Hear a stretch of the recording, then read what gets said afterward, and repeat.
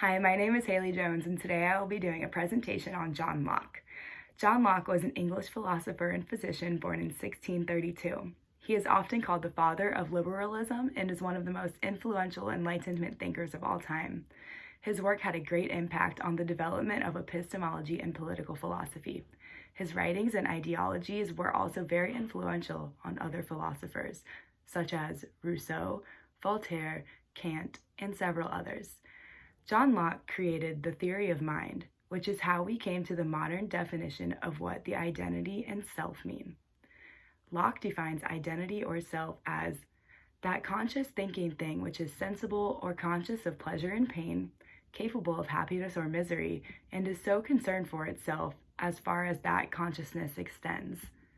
Part of the theory of mind, and also one of Locke's educational ideas I speak about in the handout, is tabula rasa.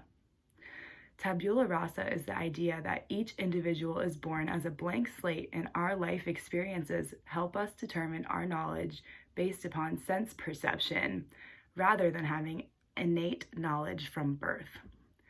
This is one of John Locke's ideas that I personally agree with. I believe that each human can be shaped into their own being from birth without having any preconceived notions of what life should be. Of course, children often have similar values to their parents or guardians, but at birth, I don't believe a child holds innate ideas. I think they learn from the experiences in the world around them, and that helps shape who they are. Another educational idea of John Locke's is critical thinking. Locke said there are 4 items that are vital to critically think. Examining how ideas are organized in sensation, how the sensation was made into a clear idea, being able to use language to clearly express our ideas, and civil conversations about these ideas with others. I don't necessarily believe these items are required to critically think. I don't ever remember my teachers or anyone really speaking of this, but it could have went over my head as I was a young child. But I do believe these ideas are a good foundation for teachers and educators to base their thinking about critical thinking on.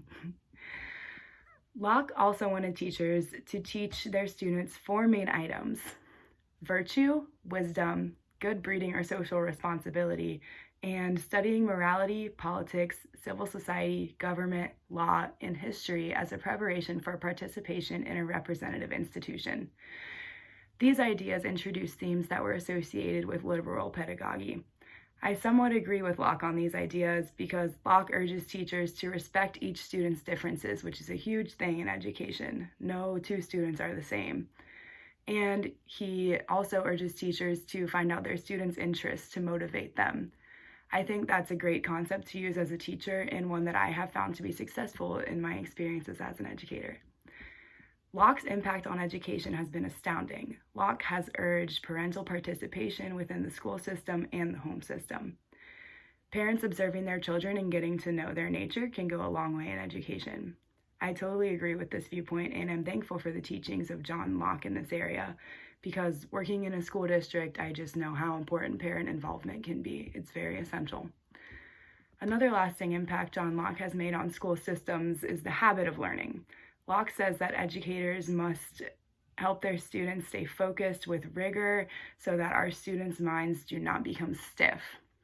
As we educators should make learning interesting to students and not only relevant to concepts at school, but also life skills they can carry with them throughout adulthood. This is very important that we're not just teaching concepts that are important for test taking, but also things they can carry over with them in their life. Lastly, John Locke speaks about discipline in some of his writing. Discipline always sounds like a really bad word to me, but it can be a really, really good thing. I know this especially from personal experience working with kindergartners and first graders.